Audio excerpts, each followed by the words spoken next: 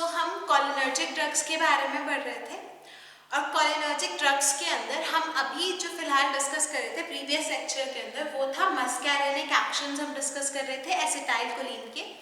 इस लेक्चर के अंदर we will start with nicotinic action of the acetylcholine. Nicotinic जो रिसेप्टर्स हैं वो हमारे पास न्यूरोमस्कुलर जंक्शन पे प्रेजेंट होते हैं, ऑटोनॉमिक गैंग्लिया पे प्रेजेंट होते हैं और सीएनएस के ऊपर प्रेजेंट होते हैं। अब जो एसिटाइलकोलिन है वो हमारे पास जो न्यूरोमस्कुलर जंक्शन है, न्यूरोमस्कुलर जंक्शन के ऊपर हमारे पास क्या करवाता है, स्केलेटल मसल्स की कॉन्ट्रैक्शन करवाता है। अब स्केलेटल मसल्स की कॉन्ट्रैक्शन कैसे, हमारे पास जब एसिटाइलकोलिन होता है वो हमारे पास स्टिमुलेशन करता है हमारे स्केलेटल मसल्स की, और जब हमारे पास स्केलेटल मसल्स स्टिमुलेट होते हैं तब वो क्या होता है, हमारे पास कॉन्ट्रैक्ट कर जाते हैं। अब कॉन्ट्रैक्शन की वजह से हमारे पास क्या होता है, कॉन्ट्रैक्शन हमारे पास कैसे होती है, डीपोलराइजेशन होती है हमारे स्केलेटल मसल्स की। अब जब हमारे पास एसिटाइलकोलिन का जो कंसंट्रेशन है अगर वो हमारे पास एक्सेस में हो तो हमारे पास क्या हो जाता है, कांस्टेंट डीपोलराइजेशन की वजह से पैरालिसिस कॉज हो सकता है हमारे स्केलेटल मसल्स का। ठीक है। अब सेकेंडली हमारे पास जो हमारे निकोटिनिक रिसेप्टर्स हैं वो हमारे पास ऑटोनॉमिक गैंग्लिया पे प्रेजेंट होते हैं। अब ऑटोनॉमिक गैंग्लिया पे हमारे पास क्या करते हैं, पैरासिम्पैथेटिक और सिम्पैथेटिक दोनों एक्शंस हमारे पास स्टिमुलेट करता है एसिटाइलकोलिन। अब उसके अलावा हमारे पास सीएनएस के ऊपर हमारे पास जो एसिटाइलकोलिन है, सीएनएस को हमारे पास ब्लड ब्रेन बैरियर जो होता है, सेंट्रल नर्वस सिस्टम को जो हमारे पास प्रोटेक्ट करता है, ब्लड ब्रेन बैरियर को क्रॉस नहीं कर पाता हमारा जो एसिटाइलकोलिन होता है, जिसकी वजह से जो इसका हमारे पास एक्शन है वो ज़्यादा प्रिवेलेंट नहीं है या फिर लिमिटेड है सीएनएस के ऊपर अगर हम एक्सटर्नली देख रहे हैं तो। उसके बाद आता है हमारे पास यूजेस। अब जो एसिटाइलकोलिन है, एसिटाइलकोलिन हमारे पास जब यूज की जाती है, हमारे पास बेसिक जो इसका एसिटाइलकोलिन का यूज है वो हमारे पास एज एन आई प्रिपरेशंस पे यूज होती है।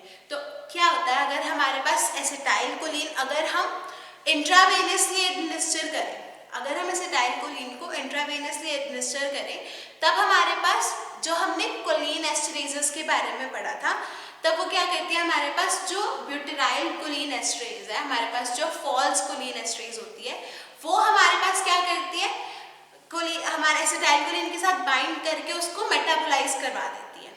ठीक है।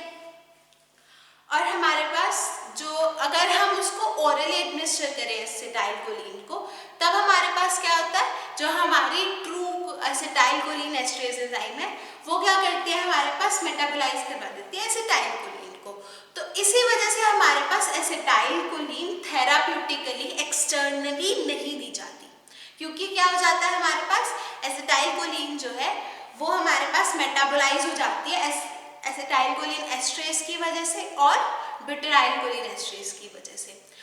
इसीलिए हमारे पास इसके कुछ जो हमारे पास सिंथेटिक फॉर्म्स हैं जैसे कि कार्बाकोल और बिथेनिकोल। अगर आपको याद हो तो जब हमने क्लासिफिकेशन करी थी तो क्लासिफिकेशन के अंदर डायरेक्टली एक्टिंग के अंदर हमारे पास सबसे पहली क्लास थी एस्टर्स ऑफ कोलिन, और एस्टर्स ऑफ कोलिन के अंदर हमारे पास सबसे पहला एजेंट एसिटाइलकोलिन खुद था।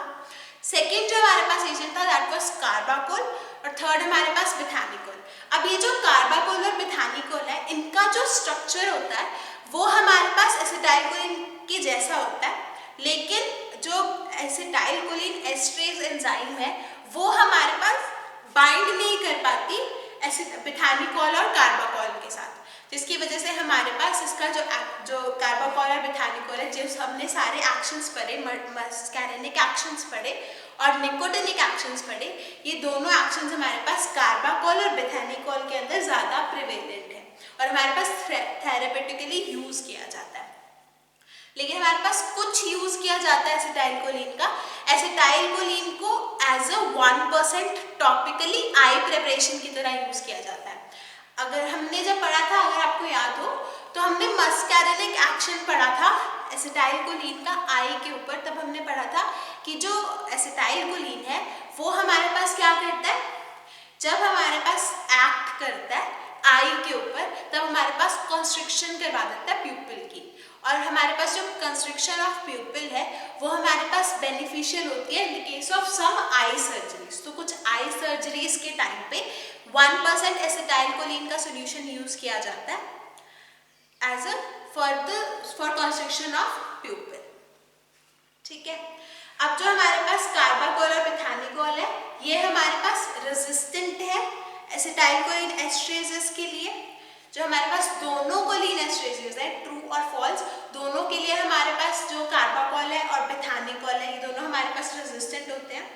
इसीलिए हमारे पास इसका जो ड्यूरेशन ऑफ एक्शन होता है कार्बाकोल और मिथानिकोल का, वो हमारे पास लॉन्गर ड्यूरेशन ऑफ एक्शन होता है। और हमारे पास लेकिन जो हमारे पास कार्बाकोल और मिथानिकोल है ये दोनों जो ड्रग्स हैं हमारे पास, ये हमारे पास ज़्यादा प्रिवेलेंट इनका एक्शन आता है मस्कैरिनिक, जो यानी कि हमने जो स्वेट ग्लैंड्स के ऊपर, हार्ट के ऊपर, ब्लड वेसल्स के ऊपर, स्मूथ मसल्स के ऊपर, सिक्रेटरी ग्लैंड्स के ऊपर और आई के ऊपर इफेक्ट पड़ा था, वो ज़्यादा प्रिवेलेंट होता है in comparison to skeletal muscles जो हमने इफेक्ट पड़ा था in the case of carbachol और मिथानिकोल। अब उसके अलावा हमारे पास एक मीथाकोलिन ड्रग है। मीथाकोलिन जो ड्रग है वो हमारे पास जो हमने सूडो एसिटाइलकोलिन पढ़ा था, जो सूडो कोलिन एस्ट्रेज एंजाइम थी, उसके लिए रेजिस्टेंट होता है। बट हमारे पास मिथाकोलिन बहुत कम यूज होता है। ठीक है, अब जो कार्बाकोल और मिथानिकोल है, कार्बाकोल स्पेसिफिकली हमारे पास आई ड्रॉप्स की फॉर्म में ग्लूकोमा की ट्रीटमेंट में यूज होता है। ग्लूकोमा क्या होता है हमारे पास हम डिटेल में भी थोड़ी देर में पढ़ेंगे। उसके अलावा हमारे पास जो मिथानिकोल है, अगर आपको याद हो तो एसिटाइलकोलिन हमारे पास स्केलेटल मसल्स के ऊपर या फिर स्मूथ मसल्स के ऊपर क्या करा था, उनकी टोनिसिटी को इंक्रीज करा था।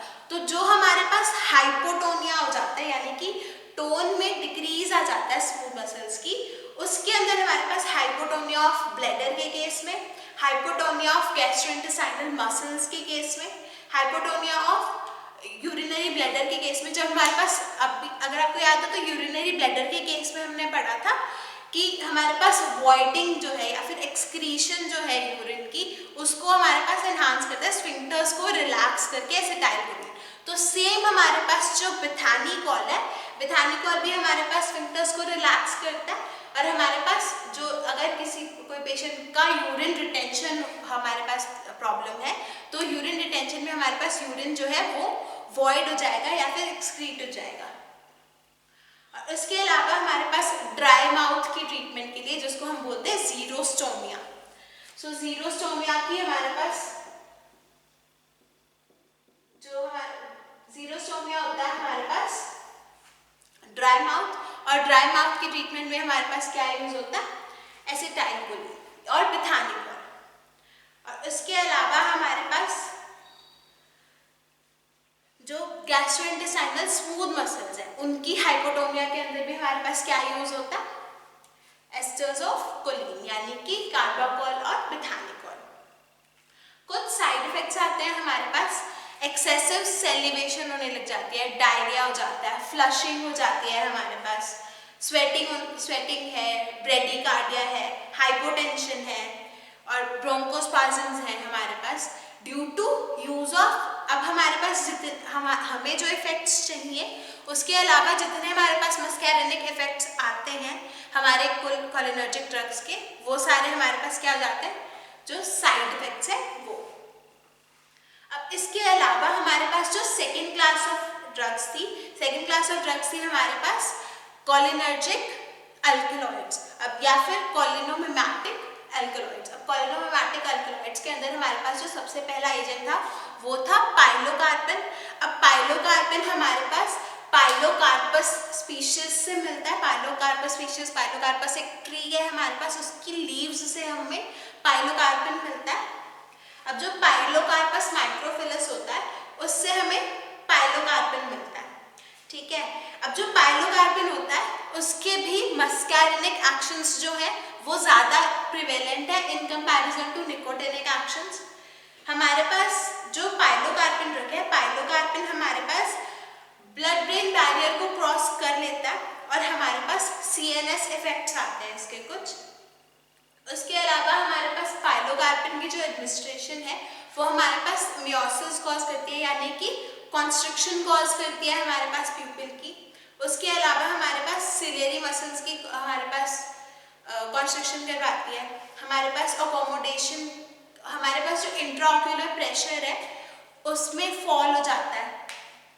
उसके अलावा हमारे पास स्वेट इंक्रीज हो जाता है। उसके अलावा जो सलाइवरी सिक्रीशंस हैं पाइलोकार्पिन के यूज से वो भी इंक्रीज हो जाते हैं, और जो ब्लड प्रेशर है वो फॉल कर जाता है।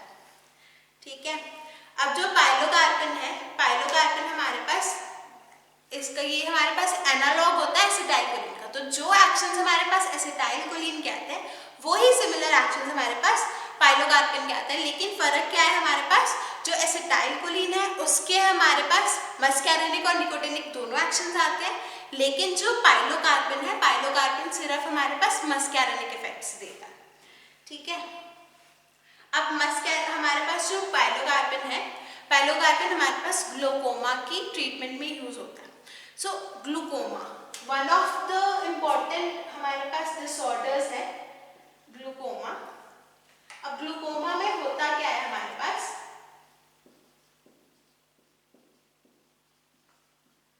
ग्लाउकोमा हमारे पास एक आई डिसऑर्डर है, आई रिलेटेड डिसऑर्डर है। अब ग्लाउकोमा के अंदर हमारे पास जो पेशेंट है उसका जो अब हमारी आई के अंदर एक्वस ह्यूमर होता है। ठीक है, जो हमारे पास हमारी जो आई है उसको वेट रखता है, मॉइस्चर प्रोवाइड करता है, राइट। तो ये जो एक्वस ह्यूमर है, जब ये एक्वस ह्यूमर क्या करता है, हमारे पास हमारी आई के जो मसल्स हैं उनके ऊपर प्रेशर डालता है, और उस प्रेशर को हम बोलते हैं इंट्राऑक्यूलर प्रेशर। अब जब इंट्राऑक्यूलर प्रेशर बहुत ज़्यादा बढ़ जाता है तो उसकी वजह से हमारे पास आई के ऊपर पेन होता है, वन थिंग। सेकेंडली क्या होता है, हमारे पास due to high intraocular pressure हमारे पास क्या होता है, जो ऑप्टिक नर्व है जो कि रिस्पॉन्सिबल है हमारे पास जो हमारी देखने की एबिलिटी है उसके लिए, ऑप्टिक नर्व हमारे पास आईज से मैसेज लेके जाती है हमारे ब्रेन तक, और तभी हम चीज़ को देख पाते हैं। तो हाई प्रेशर की वजह से एक्वस ह्यूमर के हमारे पास क्या होता है, ऑप्टिक नर्व डैमेज होना स्टार्ट हो जाती है। थर्डली क्या होता है, हमारे पास जो हमारे आई के अंदर रेटिना होता है, रेटिना जो है वो सेपरेट होना स्टार्ट हो जाता है due to high intraocular pressure. तो ग्लाउकोमा वन ऑफ द हमारे पास लीडिंग कॉजेज है ब्लाइंडनेस का। तो अगर ग्लाउकोमा हमारे पास ट्रीट ना किया जाए तब पेशेंट को हमारे पास परमानेंट ब्लाइंडनेस हो सकती है। क्यों? क्योंकि हमारे पास जो एक्वस ह्यूमर है आई के अंदर वो हमारे पास ड्रेन नहीं होता। अगर हमारा जो एक्वस ह्यूमर है वो ड्रेन नहीं होता तो क्या करता है, हमारे आई के ऊपर प्रेशर डालने लग जाता है, और प्रेशर इंक्रीज होने की वजह से एक तो पेन होती है, सेकेंडली क्या होता है, हमारे पास जो ऑप्टिक नर्व है वो डैमेज होना स्टार्ट हो जाती है, और थर्डली हमारे पास क्या होता है, जो रेटिना है वो डिस्प्लेस होना स्टार्ट हो जाता है, और हमारे पास अल्टीमेटली ब्लाइंडनेस कॉज हो जाती है। अब हमारे पास जो ग्लाउकोमा है उसका वन ऑफ द कॉजेज है कि हमारे पास जो एक्वस ह्यूमर है वो बहुत ज़्यादा प्रोड्यूस होने लग जाता है। तो हमारे पास जो हमारी पाइलोकार्पिन ड्रग है, पाइलोकार्पिन ड्रग क्या कराती है, हमारे पास इंट्राऑक्यूलर जो प्रेशर है उसको डिक्रीज करवाती है, और हमारे पास ड्रेन करवा देती है एक्सेस एक्वस ह्यूमर को। इसीलिए हमारे पास जो पाइलोकार्पिन है वो ग्लाउकोमा की ट्रीटमेंट पे यूज की जाती है। अब जो ग्लाउकोमा है वो हमारे पास दो तरह का होता है। So glaucoma is of two types. एक तो है हमारे पास प्राइमरी ग्लाउकोमा या फिर ओपन एंगल ग्लाउकोमा, जो हमारे पास एक्यूट ग्लाउकोमा है, जो कि हमारे पास जिसका जो ऑनसेट है वो रैपिड है। ठीक है, उसके अंदर क्या होता है, हमारे पास सिलियरी मसल्स की वजह से, आइरिस की वजह से हमारे पास ड्रेनेज नहीं हो पाती एक्वस ह्यूमर की, और हमारे पास अल्टीमेटली ब्लाइंडनेस कॉज हो सकती है। सेकेंड जो है हमारे पास वाइड एंगल ग्लाउकोमा या फिर क्रॉनिक ग्लाउकोमा, जिसके अंदर हमारे पास जो ऑनसेट है वो तो स्लो है, स्लोली हमारे पास जो डैमेज है वो स्टार्ट होता है, लेकिन जो डैमेज होता है वो परमानेंट होता है।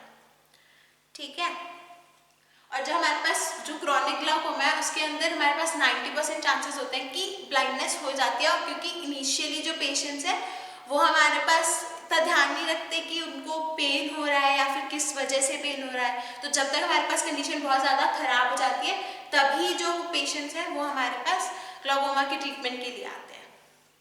ठीक है। सो अब जो पाइलोकार्पिन है, पाइलोकार्पिन हमारे पास ग्लूकोमा की ट्रीटमेंट में यूज़ किया जाता है। उसके अलावा हमारे पास ब्रेक के लिए मिड्रैक्टिक्स के साथ यूज़ किया जाता है। उसके अलावा हमारे पास जो ड्राइनेस ऑफ माउथ है उसके लिए हमारे पास यूज़ किया जाता है पाइलोकार्पिन को। और लास्टली हमारे पास जो स्ट्रोजेंस सिंड्रोम होता है जिसके अंदर ड्राइनेस ऑफ माउथ और लैक ऑफ टीयर्स हो जाता है, उसके केस में हमारे पास क्या यूज़ किया जाता है? पाइलोकार्पिन। अब पाइलोकार्पिन के कुछ साइड इफेक्ट्स हैं हमारे पास। जब आई ड्रॉप्स की फॉर्म में हम पाइलोकार्पिन को यूज़ करते हैं तब हमारे पास बर्निंग सेंसेशन आती है। जो पाइलोकार्पिन है वो हमारे पास सारे के सारे पेशेंट्स हमारे पास कॉम्पैक्टेबल नहीं होते पाइलोकार्पिन के साथ, बर्निंग सेंसेशन आती है। उसके अलावा हमारे पास पेनफुल स्पाज़म्स कॉज होती हैं। और इसके अलावा हमारे पास कॉर्निया के अंदर फ्लूइड रिटेंशन हो जाती है जिसको हम बोलते हैं कॉर्नियल इडेमा, पाइलोकार्पिन की वजह से। इसके बाद हमारे पास इसके पाइलोकार्पिन के अलावा हमारे पास दो जो हमारे पास अल्कलॉइडल ड्रग्स हैं वो और हैं। हमारे पास सबसे पहला आता है मस्कैरिन। अब जो मस्कैरिन ड्रग है, मस्कैरिन ड्रग जो है वो हमारे पास यूज होती है अब जो हमारे पास मशरूम की पॉइजनिंग हो जाती है उसके जो सिम्टम्स हैं बिल्कुल सिमिलर सिम्टम्स आते हैं हमारे पास मस्कैरिन के यूज से। और मस्कैरिन का जो हमारे पास एक्शन है वो बोथ एक्शंस है हमारे पास, निकोटिनिक भी और मस्कैरिनिक भी, लेकिन हमारे पास जो इसके टॉक्सिक इफेक्ट बहुत ज़्यादा है उसकी वजह से हमारे पास इसका जो यूज़ है वो हमारे पास डिक्रीज हो गया। उसके अलावा नेक्स्ट जो हमारे पास नेक्स्ट ड्रग है दैट इज एराकोलिन। अब जो एराकोलिन है, एराकोलिन के अंदर भी सेम है हमारे पास निकोटिनिक और मस्कैरिनिक एक्शंस दोनों देखे जाते हैं, लेकिन हमारे पास इसका जो एराकोलिन का यूज़ है वो थेराप्यूटिकली इतना ज़्यादा प्रिवेलेंट नहीं है। हमारे पास जो कार्बाकोल और बेथानिकोल ड्रग्स हैं ये ज़्यादा यूज़ की जाती हैं। अब उसके अलावा जो हमने ग्लूकोमा की ट्रीटमेंट के बारे में पढ़ा, तो ग्लूकोमा की ट्रीटमेंट के वन ऑफ द ड्रग्स जो है हमारे पास पाइलोकार्पिन। ठीक है। अब जो पाइलोकार्पिन के अलावा हमारे पास अगर प्रॉपर ट्रीटमेंट की बात करें ग्लूकोमा की, तो हमारे पास दो तरह की ड्रग्स यूज होती हैं। सबसे पहली जो ड्रग यूज होती है वो होती है हमारे पास जो ड्रग्स हमारे पास डिक्रीज करती है फॉर्मेशन ऑफ एक्वस ह्यूमर, और सेकेंड टाइप ऑफ ड्रग है हमारे पास जो हमारे पास ड्रेनेज करवाती है एक्वस ह्यूमर की। तो जो पहली टाइप की ड्रग्स है हमारे पास जो हमारे पास फॉर्मेशन डिक्रीज करवाती है एक्वस ह्यूमर की, उसके अंदर हमारे पास कौन सी ड्रग्स हैं? सबसे पहले बीटा ब्लॉकर्स हैं जो कि हमारे पास हाइपरटेंशन की ड्रग्स हैं। उसके अलावा हमारे पास एड्रेनर्जिक ब्लॉकर्स हैं। उसके अलावा हमारे पास कार्बोनिक एनहाइड्रेस इनहिबिटर्स यूज होते हैं। अब जो हमारे पास जो ड्रग्स हमारे पास ड्रेनेज करवाती हैं एक्वस ह्यूमर का, उसके अंदर हम कोलिनर्जिक ड्रग्स यूज करते हैं, यानी कि पाइलोकार्पिन, हमारे पास कार्बेनिकोल और बेथानिकोल। उसके अलावा हमारे पास जो प्रोस्टाग्लैंडिन के एनालॉग्स भी यूज होते हैं for the treatment of glaucoma. अब नेक्स्ट क्लास ऑफ जो हमारे पास ड्रग्स है, नेक्स्ट क्लास ऑफ ड्रग्स हमारे पास जो यूज होती है वो होती है हमारे पास इनडायरेक्टली एक्टिंग कोलिनर्जिक ड्रग्स। अब इनडायरेक्टली एक्टिंग कोलिनर्जिक ड्रग्स के अंदर हमारे पास जो मेजर क्लास थी ड्रग्स की, वो क्या थी हमारे पास? Drugs which inhibit acetyl choline एस्ट्रेस।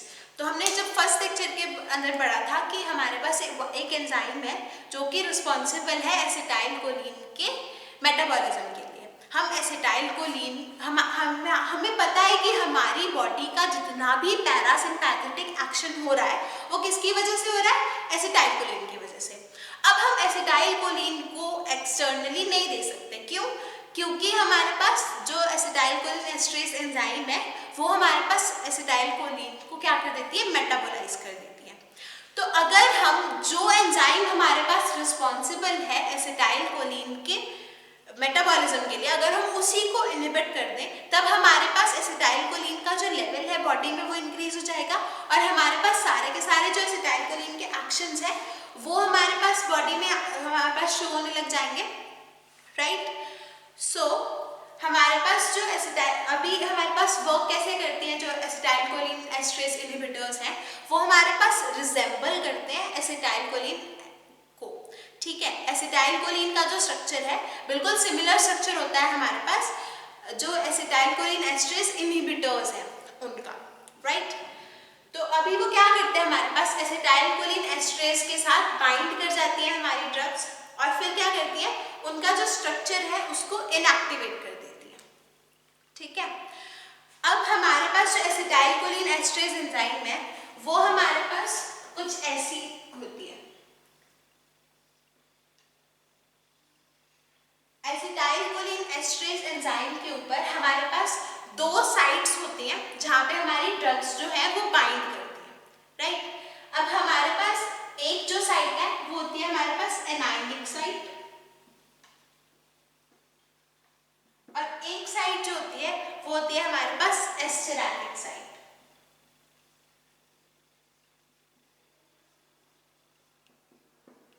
सो हमारे पास दो तरह की साइट्स हैं, एनायनिक साइट और एस्टेरेटिक साइट, किसके अंदर, एसिटाइलकोलिन एस्ट्रेस एंजाइम के अंदर, ठीक है।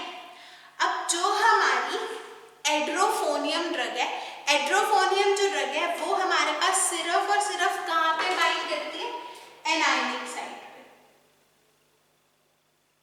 और हमारे पास एस्टेरेटिक साइट पे बाइंड नहीं करती, जिसकी वजह से हमारे पास सिर्फ एड्रोफोनियम को छोड़ के बाकी जो सारी ड्रग्स हैं वो हमारे पास एनायनिक साइट और एस्टेरेटिक साइट दोनों पे बाइंड करती है, लेकिन एड्रोफोनियम हमारे पास सिर्फ और सिर्फ एनायनिक साइट पे बाइंड करती है, जिसकी वजह से हमारे पास जो ये बॉन्डिंग होती है वो स्ट्रॉन्ग नहीं होती, और स्ट्रॉन्ग बॉन्डिंग ना होने की वजह से क्या होता है, हमारे पास ये जो ड्रग है वो हमारे पास इजीली रिमूव हो जाती है और हमारे पास इसका जो ड्यूरेशन ऑफ एक्शन है वो शॉर्टर आता है in comparison to other drugs.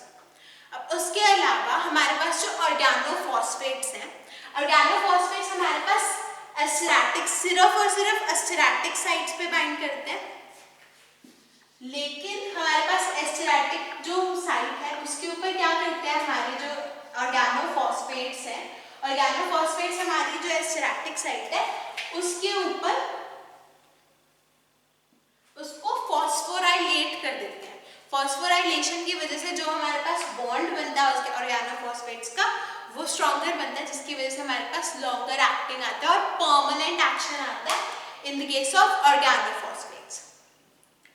अब जो हमारे पास एसिटाइलकोलिन एंटी एसिटाइलकोलिन एस्ट्रेस जो हमारे पास ड्रग्स है या जो ड्रग्स हमारे पास इनहिबिट करती हैं एसिटाइलकोलिन एस्ट्रेस को, उनका जो इफेक्ट है वो हमारे पास एसिटाइलकोलिन को मैच करता है, क्योंकि हमारे पास इनडायरेक्टली एक्ट कर रही है। इनडायरेक्टली क्या कर रही है, एसिटाइलकोलिन का जो लेवल है उसको इंक्रीज कर रही है, राइट। सो नेक्स्ट लेक्चर के अंदर हम इंडिविजुअल एजेंट्स के बारे में पढ़ेंगे कि कौन से ऐसे एजेंट्स हैं हमारे पास जो कि एसिटाइलकोलिन एस्ट्रेस को इनहिबिट कर रहे हैं। Thank you.